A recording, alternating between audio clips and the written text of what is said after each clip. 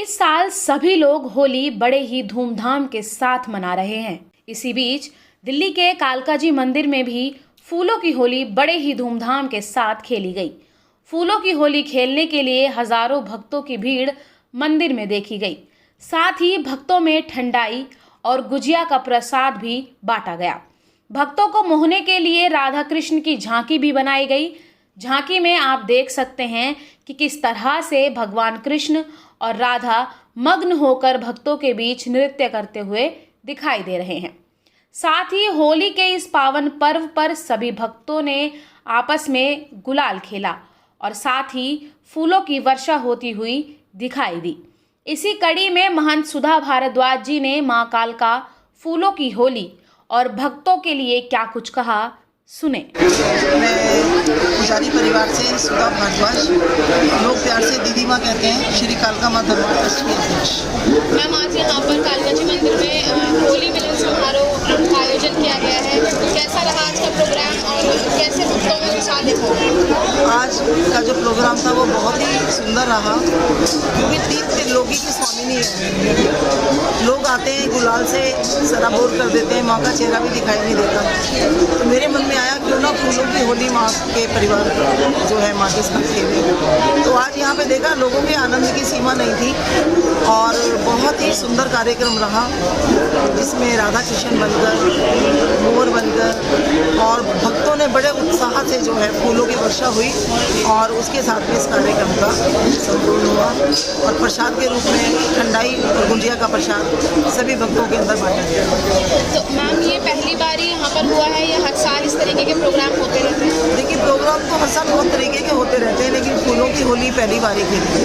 तो कुछ खास इस बार अगर फूलों की होली अगर आपने मनाई है? कुछ खास ये था कि हम ये संदेश देना चाहते हैं कि जो माँ है ये 3 त्रिलोकी की स्वामिनी है और यहाँ पर हमें अपनी श्रद्धा और फूल, क्योंकि माँ बहुत नाजुक है, फूलों से जब हम होली खेलते हैं तो फूलों की खुशबू है, जो हमारे मन का आनंद है, जो हमारी श्रद्धा है, जो हमारा विश्वास है, वो 4 गुना उत्साहित होकर के निकल के आ रहा था और लोगों के अंदर एक बहुत अलग से ही उत्साह था। आखिर में जो भक्त यहाँ आ रहे हैं, जो दर्शन कर रहे हैं, क्योंकि होली का पावन पर्व है, ऐसे में उन भक्तों के लिए क्या कहना? उन भक्तों के लिए मैं यही कहना चाहूँगी कि इस पावन त्यौहार को हर्ष और उल्लास के साथ मनाया जाए, क्योंकि जो रंग होते हैं उनके अंदर केमिकल्स होते हैं और उन केमिकल्स से किसी की भी कोई दुर्घटना हो सकती है, आंखों की रोशनी जा सकती है, शरीर के अंदर कहीं पर भी किसी तरीके से कोई चर्म रोग हो सकता है। तो जहाँ तक वो नेचुरल तरीके से होली खेलें, फूलों से होली खेलें, फूलों के रस से होली खेलें। और बहुत सारे पहले के ज़माने में भी टेसू के फूल, गुलाब के फूल, इत्र, गुलाब, इन सब चीज़ों से होली खेली जाती थी। तो इसी तरीके से इस त्यौहार को मनाया जाए ताकि किसी को किसी प्रकार की कोई क्षति ना हो। एक क्वेश्चन और है कि अभी जैसे हमारा होली का पावन त्यौहार शुक्रवार का पड़ रहा है और रमजान में चल रहे हैं, तो शुक्रवार का जुम्मा भी जो है उन लोगों का पड़ रहा है, तो ये कहीं ना कहीं यूपी में, बिहार में इसकी कॉन्ट्रोवर्सी देखी जा रही है। तो इसके विषय पर आप क्या कहेंगे? क्योंकि योगी आदित्यनाथ ने खुद कहा है कि साल में 52 बार जुम्मा आता है, लेकिन होली साल में एक बार है। आप क्या कहते हैं? देखिए, मैं इस विषय पर कोई कंट्रोवर्सी पैदा करना नहीं चाहती हूँ, लेकिन हर व्यक्ति अपने धर्म को अपने उत्साह से मनाता है। रमजान मनाए, किसने मना किया है? हमेशा आता है, होली साल में एक बार आती है। तो ये अपने अपने एक धर्म की आस्था का विषय है और हर व्यक्ति को अपने धर्म के प्रति आस्था होती है, लेकिन जो हम हिंदू हैं, हम हर धर्म के प्रति अपनी आस्था को रखते हैं। तो जब हम हर धर्म के साथ अपनी आस्था को रखते हैं तो हमारे धार्मिक त्योहारों के साथ भी सभी को आस्था रखनी चाहिए और आस्था और विश्वास का जो माहौल है, सत्य सनातन धर्म का पालन करते हुए इस त्यौहार में वो अपने तरीके से अपने त्यौहार के सौहार्द को मनाएं और हम अपने तरीके से अपने त्यौहार के सौहार्द को मनाएं।